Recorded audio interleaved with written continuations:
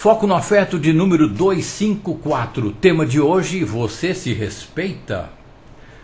Será que a gente se respeita mesmo? Será que a gente se respeita muito? Quanto a gente se respeita?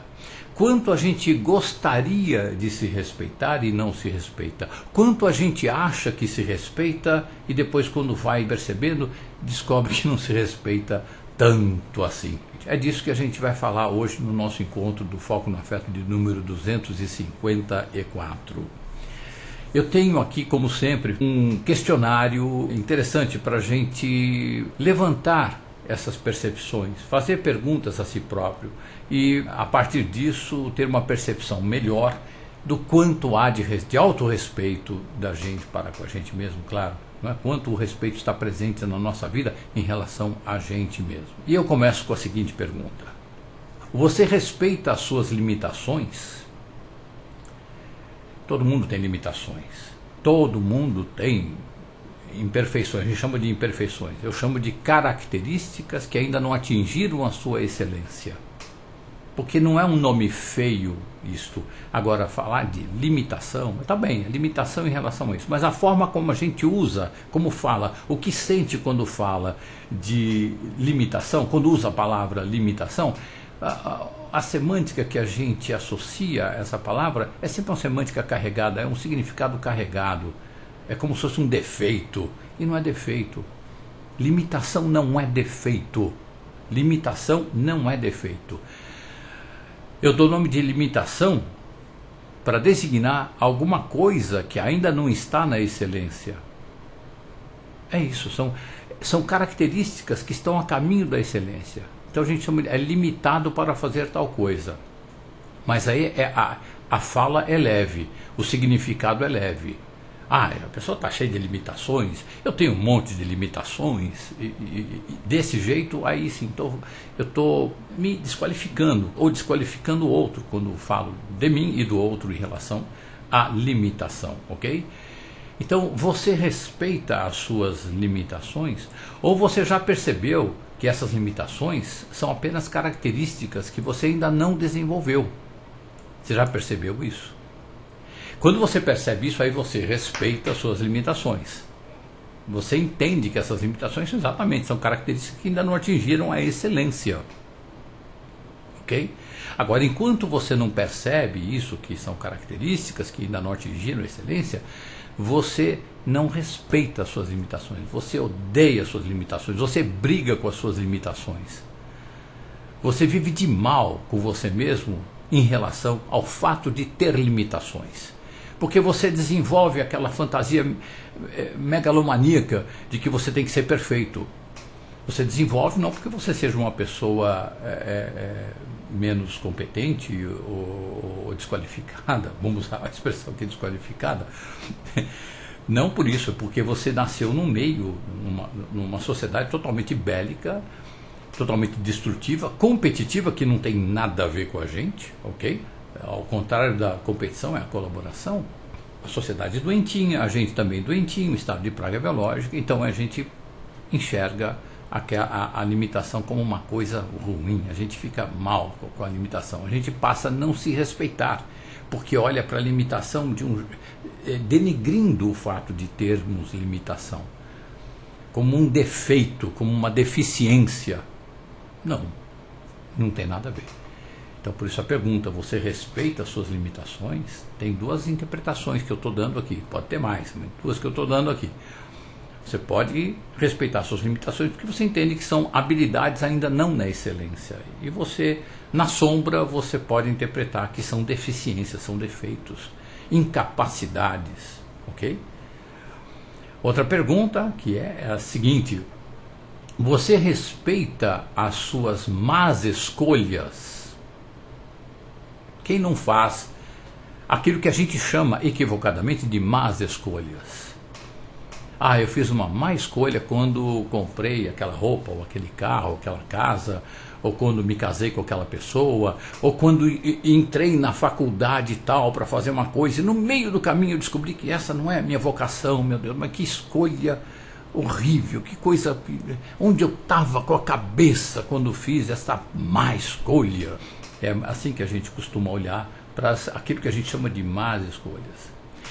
Então, a pergunta é: você respeita as suas más escolhas? Se você olha para essas escolhas do jeito como eu estava descrevendo agora, então você não respeita, claro. Você transforma esse respeito em desrespeito a si próprio. E é um equívoco. A continuação da pergunta é uma outra pergunta: você respeita as suas más escolhas ou já percebeu que você está em pleno aprendizado que não teria como fazer melhor? Você fez aquilo que você chama de má escolha porque você não está me enxergando. A gente não tem obrigação de enxergar tudo. A evolução, a consciência está em constante evolução. E a gente acha que tem que acertar de primeira. Meu Deus, o que é isso? É perfeccionismo? É aquela doença, né? Perfeccionite aguda. Não, não é por aí, não. A gente já, olha, eu fiz essa escolha aqui e descobri que tem que ser outra escolha. No meio do caminho, eu estava trilhando a trilha que eu escolhi, e no meio do caminho eu descobri que a escolha é outra. Pronto. Transita para outra escolha e bola para frente. Agora, né, eu paro na estrada e fico chorando quanto tempo eu perdi, porque minha vida agora virou uma desgraça, porque eu perdi 3, 4 anos fazendo aquilo que eu achava que era uma boa escolha, uma péssima escolha. Meu Deus do céu, o que será de mim? Meu Deus, eu não. Cadê o violino? Para acompanhar essa ladainha pessimista, essa ladainha da treva, pelo amor de Deus. Gente, se você viu um esportista, tirando o lado competição, que não tem nada a ver, né, com a gente, mas você viu um esportista praticando o seu esporte, ele vai sentindo qual é a escolha que ele faz naquele momento. Se ele for assistir um filme das escolhas que ele foi fazendo enquanto praticava aquele esporte, quando estava na maratona, ou no jogo disso, ou no jogo daquilo, ele vai ver: isso aqui foi uma má escolha. Se olha com um olhar de sombra, com um olhar de luz, não, eu fiz essa escolha que é a que me parecia saudável, bacana. Logo em seguida eu percebi que não é bem essa escolha, é outra. Mas na hora eu nem fiquei lamentando a escolha que eu fiz antes, já fui para boa. E daquela lá descobri uma melhor. E depois, quando eu estava lá, bem legal nessa terceira escolha, aí eu fiz uma outra, mas aí voltei. Não voltou, está evoluindo. Porque baixou o rendimento. Então, peraí, é um equívoco. Agora percebi que é um equívoco. Aprendi, usarei isso nas próximas escolhas. É aprendizado o tempo todo, gente amada, gente querida. A gente está aprendendo o tempo todo. Mas, você fez uma má escolha, e na vida, a vida é uma só, porque afinal você faz uma má escolha, isso direciona a sua vida para um caminho e tal. Se você for uma pessoa que aceita essa obtusidade, né, essa viseira, que faz com que você olhe, essa é a escolha e eu tenho que ser isso a vida toda, e depois aí chegar no final e eu me arrependo, porque arrependimento já nem tem nada a ver com a história, né? Chega lá no meio da história, eu falo: não é bem isso, então muda de ideia, com leveza.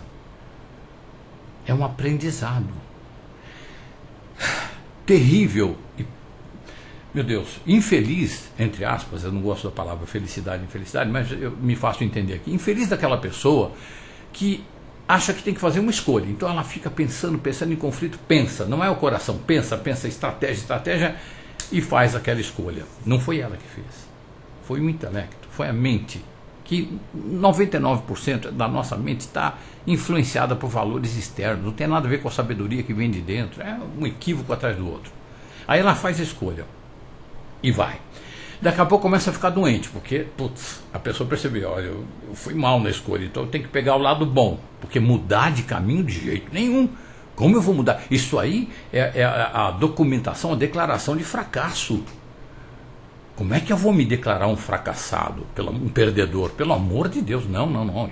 Eu morro na trilha da minha escolha, posso estar doente, posso estar saudável, não importa. O que eu tenho é que manter a minha escolha. Então eu estou, nesse caso, se estou fazendo isso, eu estou atendendo ao outro. A ideia imposta pelo outro, pelos outros. Enfim, por essa sociedade atrapalhadinha ainda, né? Agradeço a ela, mas está atrapalhada ainda. E cadê a minha flexibilidade para a saúde? Não tem. Eu escolhi ser X, um doutor X de alguma coisa aí na vida. Então, No meio do caminho eu descobri que é outra coisa, que a vida vai ter que mudar completamente para que eu continue no caminho da saúde. Porque até então eu estou no caminho da saúde. Quando eu percebi que não é isso, eu preciso mudar. Ok? Eu preciso mudar. Mudar para aquilo que o meu coração está dizendo. Mas quem faz a escolha mental, em geral, meu Deus, só se coincidir lotericamente com a escolha do coração. Mas, em geral, é rota de colisão com a saúde, rota de colisão com a saúde em todos os níveis, com o bem-estar de viver, com a existência. Não é? Então, mais uma vez, repito aqui a pergunta, né? Você respeita as suas más escolhas, que na verdade não são más escolhas, eu já estou esclarecendo aqui, que é aquilo que você via como melhor. Então você está numa trilha que você mudou de escolha, você fez 40 escolhas naquela trilha toda ali. Você respeita a primeira, a segunda, a terceira, a 19ª, que você foi para um lado que não tinha nada que ver, você respeita? Sim, saudavelmente eu respeito. Se não fosse ela, eu não estava aqui. Agora estou. E se não fosse ela, também não estava aqui mal. Se o cara acha que não está legal. Esse cara, se vai de coração, ele fala, olha, no momento não está agradável, mas estou a caminho disso, porque eu estou agindo com o coração. Eu estou me guiando pelo coração. E aí não existe má escolha, ok? Outra pergunta do questionário, são várias perguntas, caprichei hoje, gente. Você respeita as suas escolhas, mesmo quando elas não são respeitadas pelos outros? Você escolheu, enfim, você o sentiu pelo coração, na melhor das hipóteses, e você optou por uma coisa, você fez uma escolha ali. Para você está tudo bem, está saudável, está bacaninha, está legal, só que para os outros... não. Aí você recebe uma crítica azeda aqui, você recebe uma desqualificação ali, uma gozação acolá, uma ironia em outra instância, um sarcasmo, ok? E você percebe que os outros não estão aceitando, não estão percebendo muito bem a sua escolha, não estão entendendo porque você está tão feliz com a sua escolha. E aí você se sente isolado, porque a gente se sentir isolado é o pior castigo, do ponto de vista biológico nem se fala, porque a gente é uma espécie relacional, é um bando, a gente tem que viver no bando, a gente fica feliz no bando, saudável, melhor falando, no bando. Quando a gente se sente desprezado por alguns, a gente morre de pavor, porque nesse mundo ainda está de praga biológica, que sobra gente, tem gente demais até, claro que você vai encontrar aquilo que a gente chama hoje em dia, e sabiamente, no meu entender, de tribo, você vai encontrar sua tribo, pessoas com quem você tem afinidade, que vão perceber que a sua escolha, ela não é aquela coisa passível de ser ironizada, desqualificada e por aí afora, ok? Mas tem gente que acha que tem que ficar naquela tribo, que foi condicionada por educação e tudo mais, que eu tenho que ficar nessa tribo aqui, eu só vou ser feliz se atender as expectativas da tribo. Então, se eu faço uma escolha, mesmo que ela me faça feliz, mesmo que a escolha me faça feliz, se a tribo não aprova, eu largo o mundo da escolha e vou fazer uma que a tribo aprova. Ferrou, porque eu não estou mais vivendo a minha história. Eu não estou vivendo eu estou vivendo um personagem, um boneco criado pelo pensamento comum, equivocado, porque manipula, porque induz, por isso é equivocado. Aí eu vesti esse personagem e vou ficar asfixiado dentro da máscara desse personagem, da roupa desse personagem pro resto da vida. Então a pergunta de novo, você respeita as suas escolhas mesmo quando elas não são respeitadas pelos outros?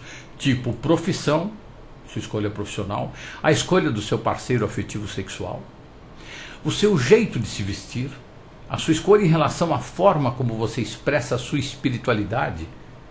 Eu gosto de falar assim do que, em vez de falar religião, ok? Porque a religiosidade pode ser expressa de diversas formas e infinitas formas. Poucas delas são expressas, poucas formas de expressar a espiritualidade está nas religiões.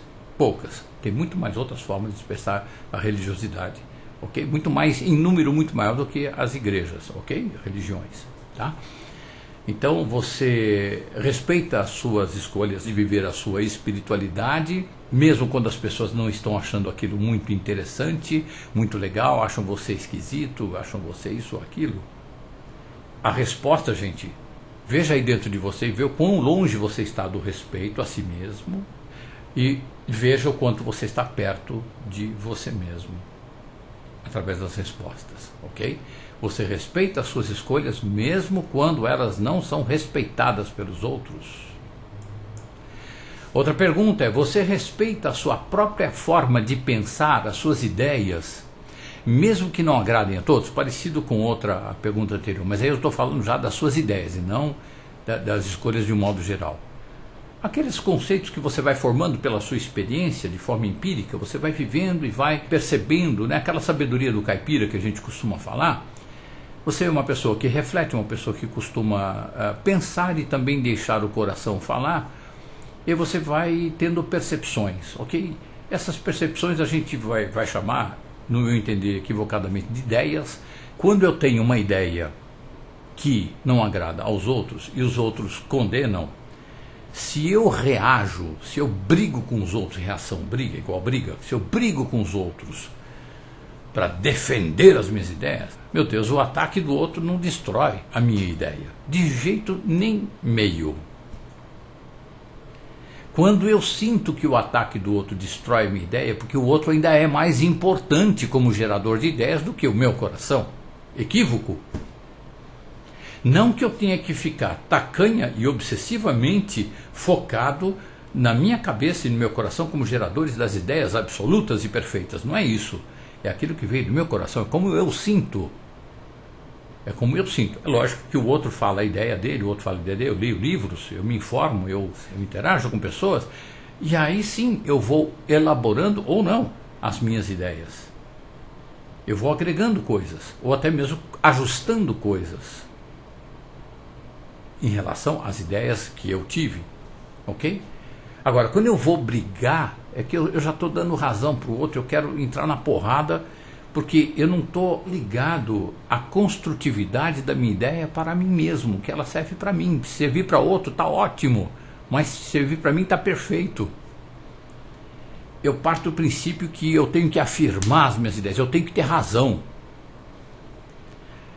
Tem até um ditado popular que eu acho maravilhoso, que é assim: eu prefiro ser feliz do que ter razão. É isso que é recomendável numa hora dessa. Não, eu tenho essa ideia aqui, você perguntou, eu falei. Ah, mas isso é um absurdo, não sei o quê. Não, tudo bem, você pensa desse jeito, eu penso desse jeito, tá bom. A gente mantém aqui uma oposição amistosa e tal, belezinha, tá legal, tá perfeito. E eu não preciso ter razão. Mas ter razão numa discussão, muito menos. Uma briga, muito menos. Não tem nada de ter razão. A não ser quando é de coisa ligada à lei. Não é a lei. Mas a lei, em relação ao que eu estou falando, é uma coisa muito rasteira. Essencial e necessária. Não estou diminuindo não. Mas é rasteiro em relação a isso que eu estou falando agora. Ok? Outra pergunta, gente. Você confia em você mesmo o bastante para manter as suas mal vistas decisões? Então você tomou decisões, os outros estão olhando com um olho meio torto, o olho gordo, né?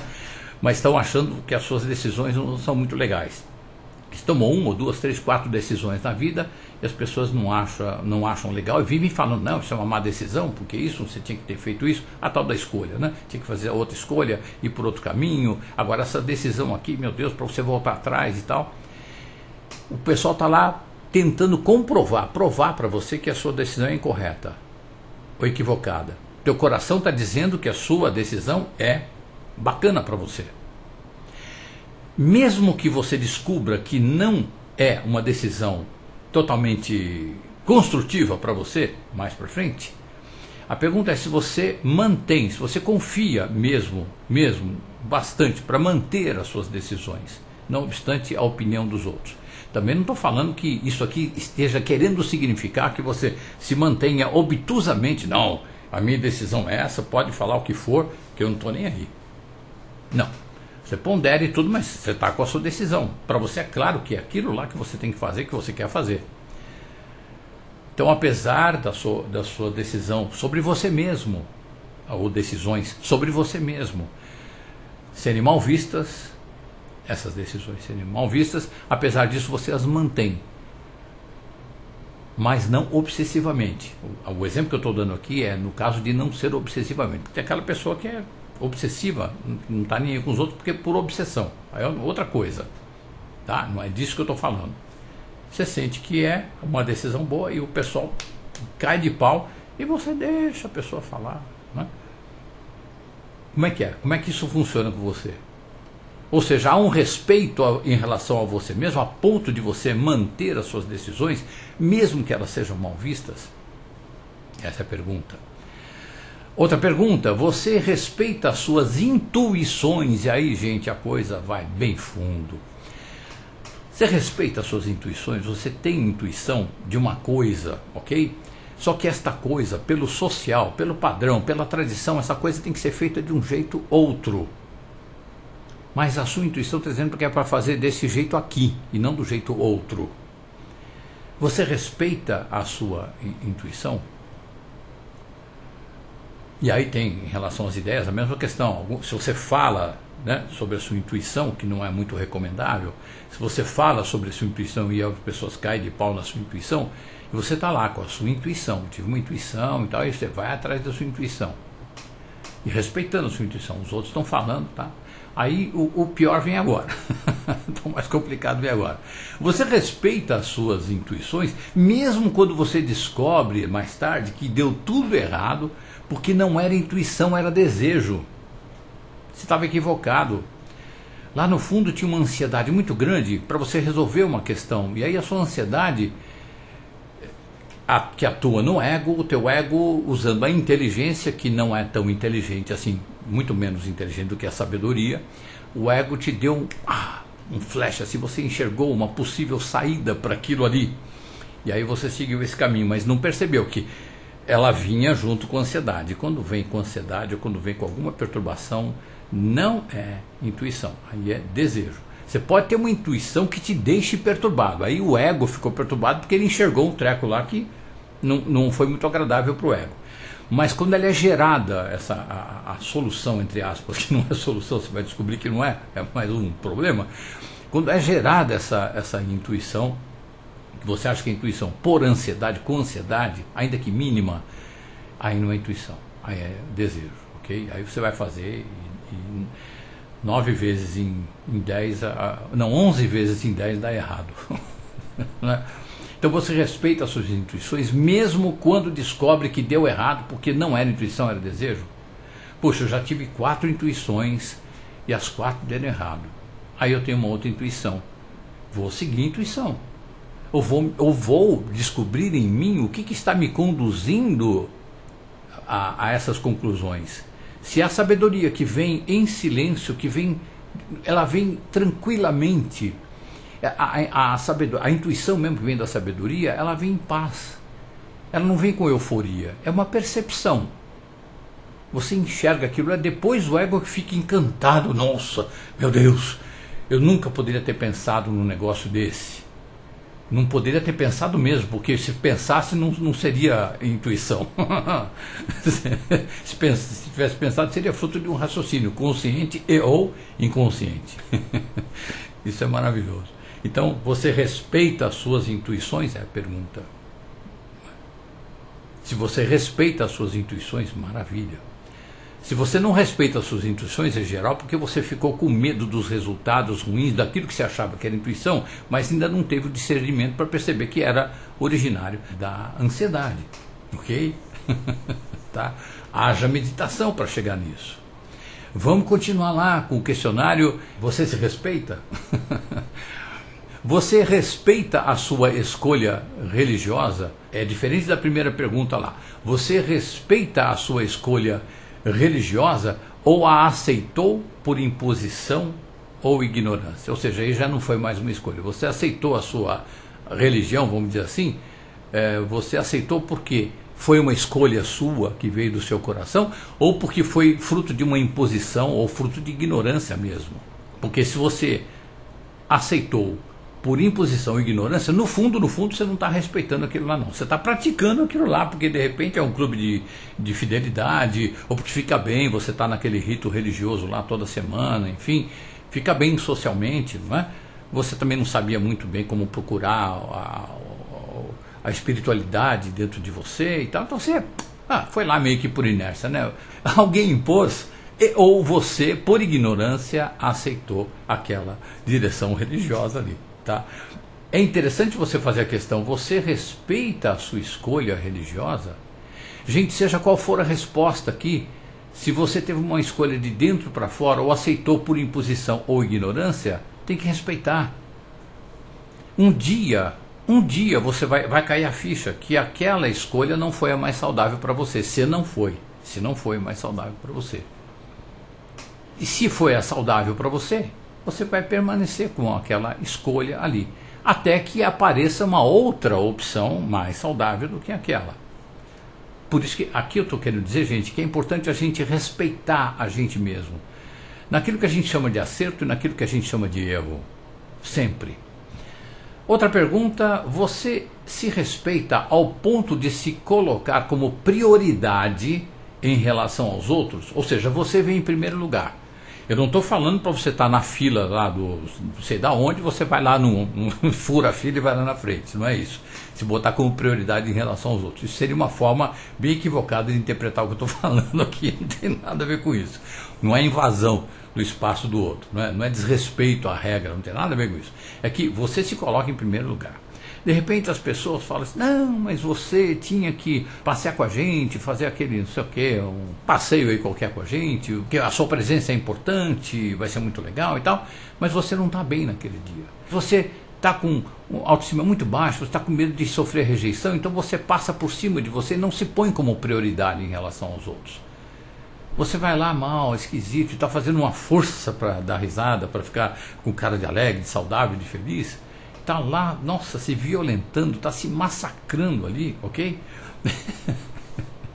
E porque você não se respeitou ao ponto de se colocar como prioridade em relação aos outros. Gente, o egoísmo é saudável. O egoísmo é saudável. A egocentrite aguda que não é saudável, que é você ficar egocêntrico o tempo todo. Você não exerceu o altruísmo saudável. Então é importante que você se coloque como prioridade em relação aos outros. Isso não significa que você vai viver fechado, enclausurado, atendendo só você. Não. Isso seria egocentrite aguda.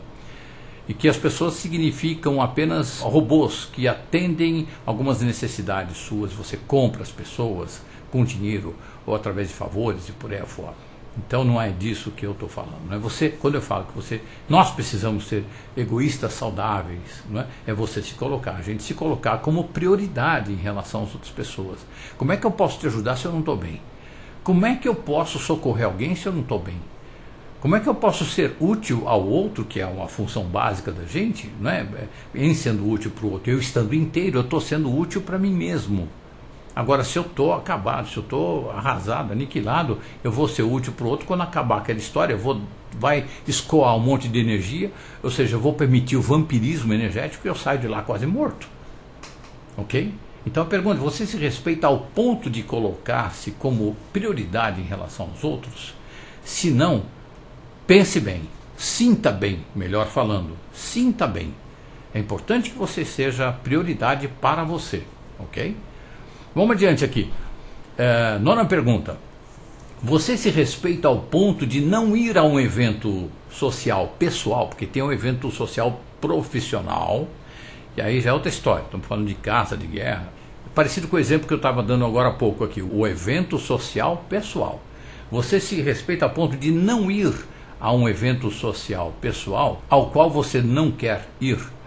Então tem um evento social ali que o pessoal te convida. A gente está chegando o Natal, né? Eu elaborei essa perguntinha aqui pensando muito no Natal. O Natal é aquele tsunami, é coletivo, é uma convulsão emocional, social, e as pessoas entram, nós entramos nisso. Se a gente não cuidar, a gente entra nisso aí, gente. Então é a fase do ano que a gente mais fala sim quando queria falar não, fala não quando queria falar sim, é uma fase do ano que a gente mais nega a si próprio. Porque existe um protocolo muito rígido de você ter que estar em tal lugar. Se você não estiver nessa data, você é um crápula. Você despreza a humanidade, você não tem coração, você é um desalmado. Então, foi pensando neste evento do Natal que eu elaborei essa questãozinha aqui. Você se respeita ao ponto de não ir a um evento social pessoal ao qual você não quer ir? Se você não se respeita, cuida disso, gente. você elabora essa não ida de forma harmoniosa no Natal durante o ano todo. Não é só quando chega o Natal, você fala, que saco, agora eu tenho que ir, porque como é que eu vou falar não? Como é que... Não tem isso. Você vai elaborando a sua vida de uma tal forma que você vai mantendo a distância saudável em relação a essas pessoas que lá no Natal você não quer estar tão perto, ou não, ou, enfim, não é que você não goste, você não quer estar nesse excesso de convívio. E aí você tem que ir para algum lugar, por exemplo, você tem que passar uma semana, Natal e Ano Novo, e aquilo vai ser um saco para você. Nessa hipótese. Tem hipótese que você passa o Natal gostoso com as pessoas, é legal, Ano Novo e tal, tem essa hipótese. Eu estou falando na hipótese de não ser legal, ok? Então você vai construindo durante o ano inteiro esta postura de distância saudável, de forma que quando chegar no Natal, você não é sequer uma pessoa cogitável para estar junto. Ou quando vem uma chantagem emocional, você dizer com leveza, não, eu agradeço muito, muita gratidão, agradeço, mas não estarei lá, vou fazer outra coisa, ou quero ficar sozinho, com leveza.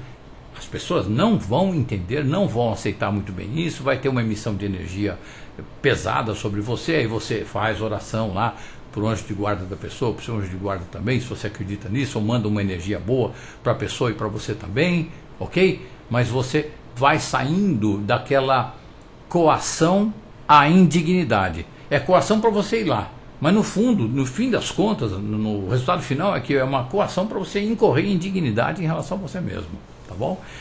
Outra pergunta aqui, você se respeita ao ponto de cuidar bem da sua saúde? Mesmo que você não esteja cuidando bem da sua saúde, mas a intenção é cuidar bem da sua saúde, você está focado nisso como um autorrespeito, respeitar a você mesmo, ok? Você tem esse cuidado, você pode comer direitinho, você pode beber álcool quase nada, mas pode fumar. Ou você pode beber álcool bastante, não fumar e comer bem. Você pode comer muito, não beber e não fumar. Então você continua elaborando, continua indo atrás, você continua cultivando a saúde, melhorando, no caso, a alimentação, ou a quantidade de álcool, ou nenhum álcool, que seria o ideal, ou nenhum cigarro, ok?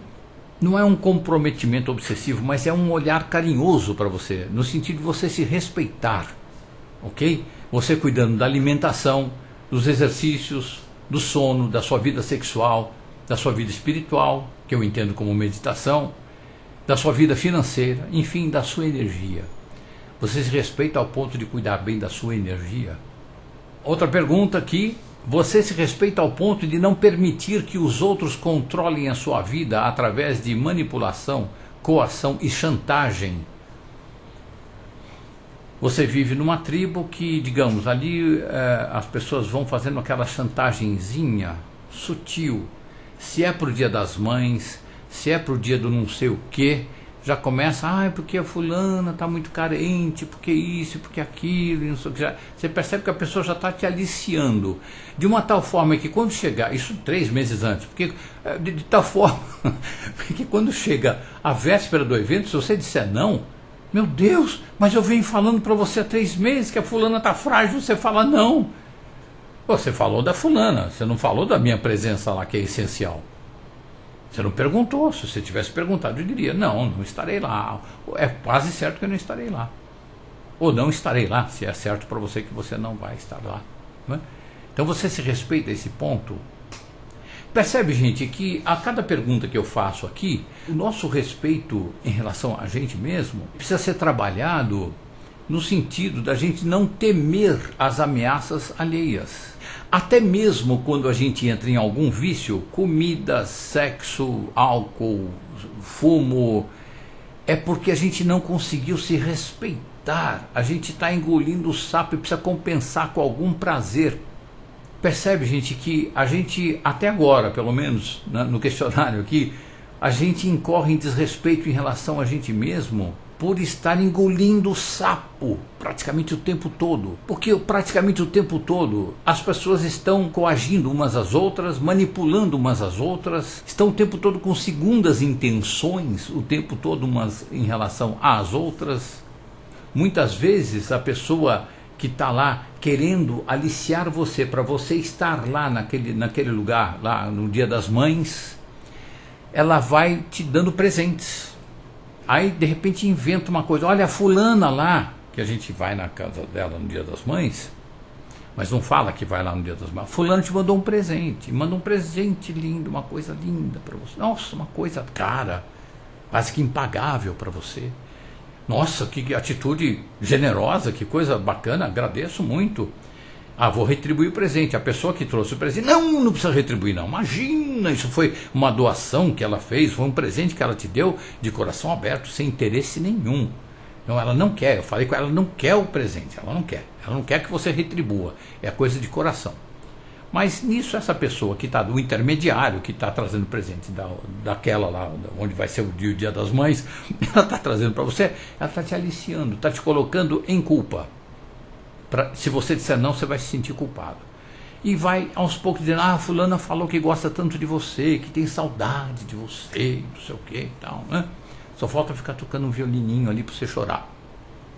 Aí chega perto do evento, do dia lá, a pessoa diz assim para você, olha, então agora a gente vai na reunião do Dia das Mães, na casa da pessoa, aquela que deu presente, que fala que te ama, que você é a pessoa mais linda do mundo, aquela pessoa que de repente botou você no testamento dela, e por aí afora.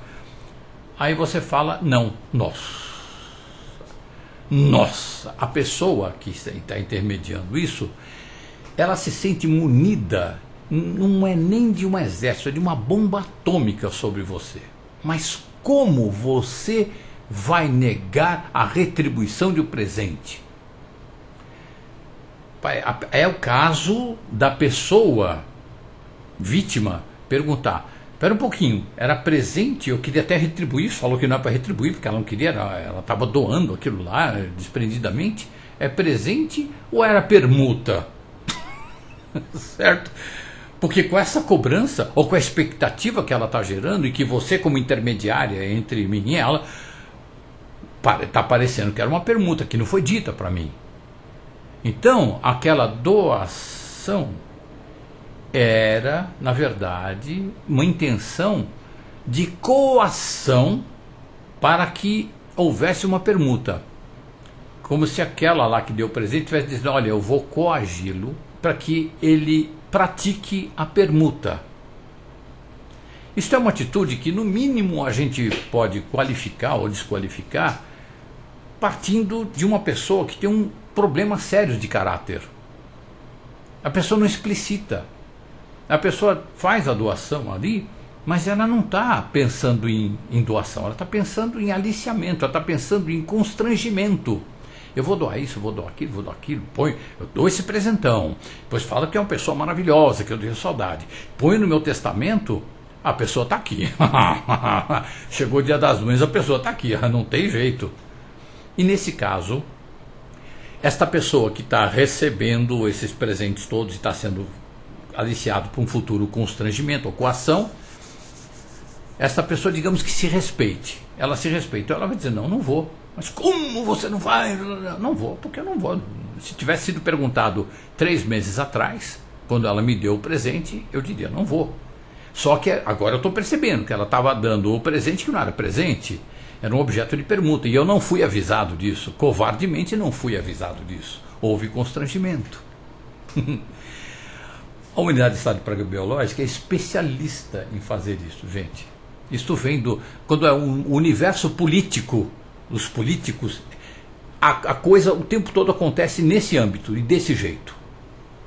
Em estado de praga biológica, todo mundo brigando, todo mundo hostil em relação a todo mundo destruindo um ao outro, não tem doação, mas que amor o quê? É permuta, só que não é declarada. Tem que ser feito na base do constrangimento, da chantagem emocional.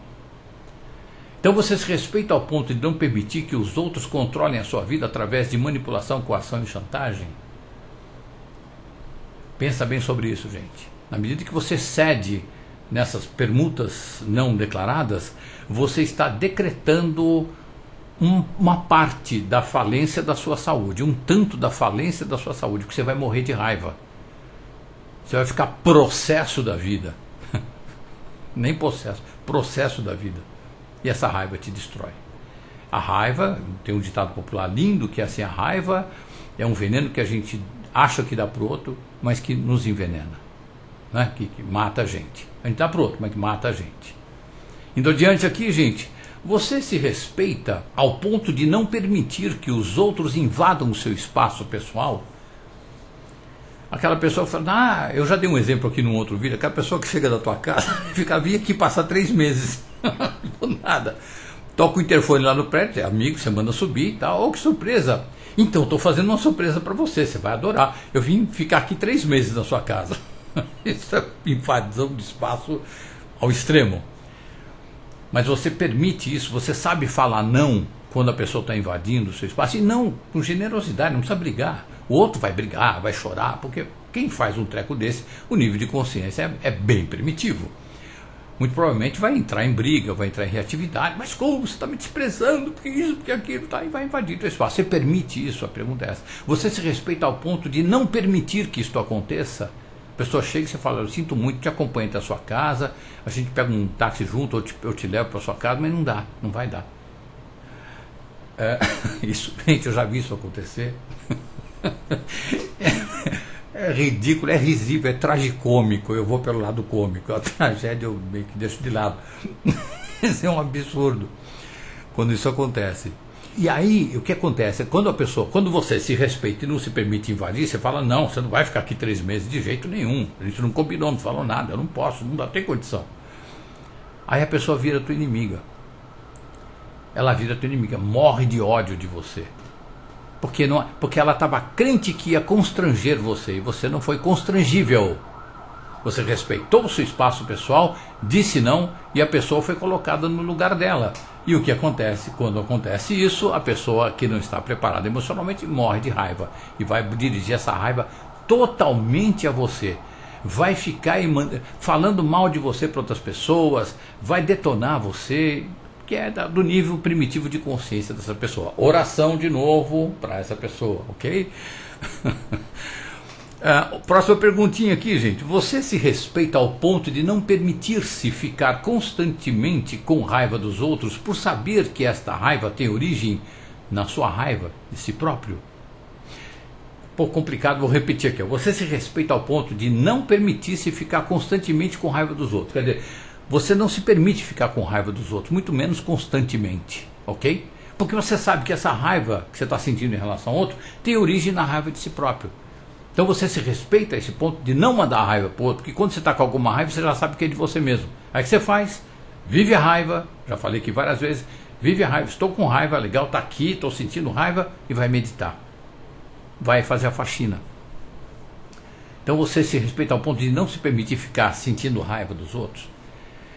Por que eu falei de raiva, gente? Porque é um grave veneno que a gente toma. Se tem raiva todo dia, é veneninho por dia. Vai minando a saúde. Outra pergunta, você se respeita ao ponto de não fazer concessões indignas, que você faria essas concessões indignas para viver uma relação que te apresenta uma vantagenzinha qualquer, que não é um amor, é uma vantagem, é um interesse.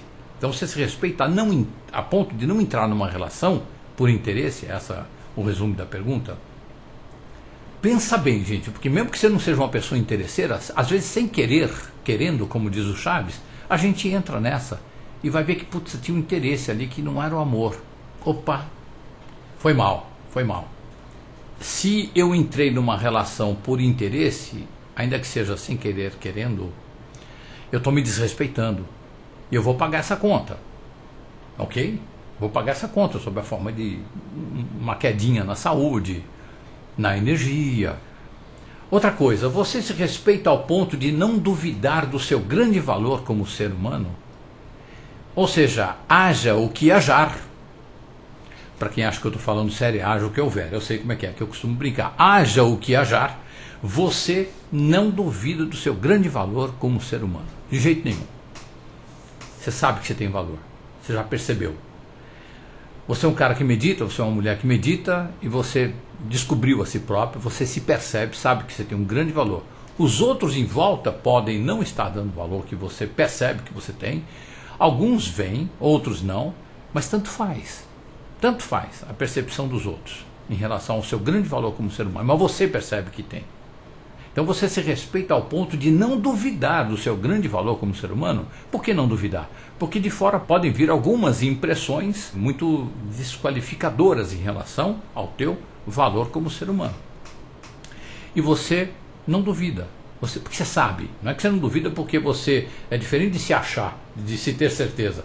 Não, é um contato que você tem com você mesmo. A sua sabedoria te mostra, a sua sabedoria manifesta você para você mesmo. Que não tem, por isso que eu estou titubeando aqui, porque não tem palavra que defina isso.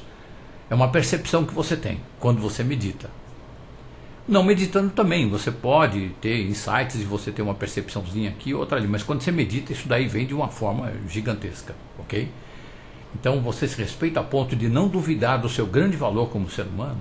Outra perguntinha aqui interessante também, gente, a última pergunta dessa série, desse questionário de 16 perguntas, caprichei aqui. Você se respeita ao ponto de não permanecer voluntariamente em situações indignas? Eu estou dizendo voluntariamente porque às vezes você pode ser levado ao constrangimento de ficar numa situação indigna. Então você está constrangido ali, você está preso, não tem como mudar. Então aí é outra coisa. A situação está indigna e você medita, você entra numa outra esfera, enfim. Você não está ali porque você quer, você foi colocado ali, é uma outra coisa. Aí é uma outra parada, você entra em harmonia com você mesmo, né? Agora, você se respeita ao ponto de não permanecer voluntariamente em situações indignas, ou seja, por interesse, por preguiça, por esperança que alguma coisa dali possa surgir, mas enquanto isso você tem que viver aquilo de uma forma indigna para cavar, para cultivar aquilo que você quer atingir. Então você se respeita ao ponto de não permanecer voluntariamente em situações desse tipo, indignas. Se não, gente, pensa bem, faz uma análise aí das relações que você tem, né, das situações, não são só relações, das situações, para ver se você está vivenciando alguma coisa de forma indigna, com vistas a você plantar uma situação possivelmente melhor. Nada saudável é construído à base de indignidade, ou à custa de indignidade.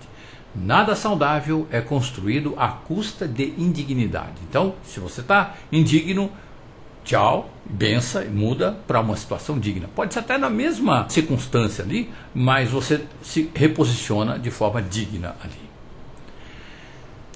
O ser humano é originalmente livre. Todas as tentativas de enjaular o ser humano através de contratos relacionais coercitivos, de transformá-lo em troféu de disputas relacionais, de controlar os seus movimentos, de invadir a sua privacidade, de impedir que esse ser humano viva de acordo com a sua própria natureza, vão custar preços impagáveis. Essas tentativas vão custar caro aos algozes, que são os caras que estão constrangendo, porque eles estão a quilômetros de distância de si próprios. Eles acham as suas próprias vidas um lixo e tentam escapar disso controlando a vida dos outros, tentando submeter as pessoas a situações indignas. Essas tentativas vão custar caro às vítimas, porque ao compactuarem com relações desse teor, em relação aos algozes, elas vão adoecer de ódio e raiva. Elas vão adoecer de ódio e raiva guardados em relação aos algozes. Como providência saudável, ambos precisam da mesma coisa, nortearem suas vidas pelos vínculos afetivos saudáveis, respeitando sempre as opções uns dos outros. Cada um precisa sentir-se livre para viver o que é e deixar que os outros façam o mesmo.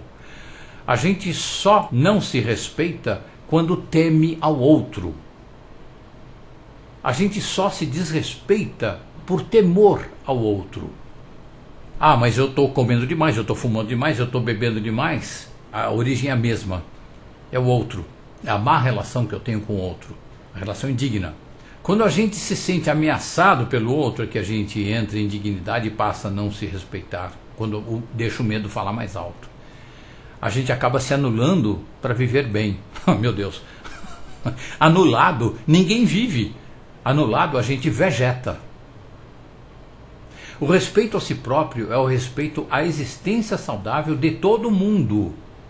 Eu respeito a minha existência e, portanto, vou respeitar a existência de todo mundo. Então, o respeito a si próprio não exclui o respeito aos outros.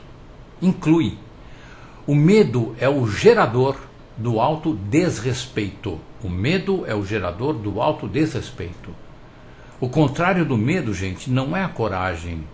Embora a coragem tenha origem na ação pelo coração, etimologicamente, coração, agem, ação pelo coração, de muitos séculos, eu acho, para cá, o significado que se passa, a pessoa quando fala coragem, ela fala com um ímpeto bélico. Então eu desprezo, porque o que vale é o que está significando e não o signo. O significado desse signo já foi pervertido. Repito, e tentando sugerir uma correção aqui, o contrário do medo não é a coragem, é a entrega. É entrega. É muito difícil se entregar a alguma coisa. Com a coragem eu vou dando porrada. A coragem inclui isso aí. Mas o que eu quero dizer é que é entrega. O contrário do medo não é a coragem, é a entrega. O medo é o gerador do autodesrespeito. E o contrário do medo não é a coragem, não. A gente não tem que reagir com coragem, a gente tem que responder com entrega. Eu apelo aqui, entregue-se a si próprio, medite e recupere o respeito a si mesmo. Isso precisa ser feito, gente, o tempo todo, com o seu foco no afeto. Gente amada, gente querida, com muito carinho, com muito amor aqui, eu dou por encerrada a exposição do dia de hoje e vamos passar.